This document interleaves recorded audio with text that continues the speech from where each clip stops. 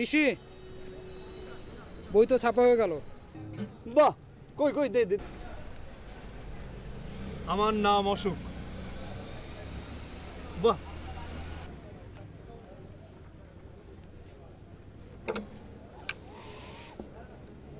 কি সুন্দর বই, কি সুন্দর ঘ্রাণ, তো অন্যরকম।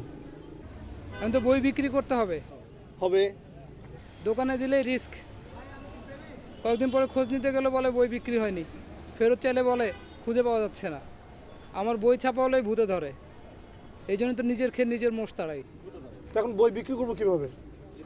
এই জন্যই তো তোর কাছে আসা, বিদেশি পদ্ধতিতে বই বিক্রি করব।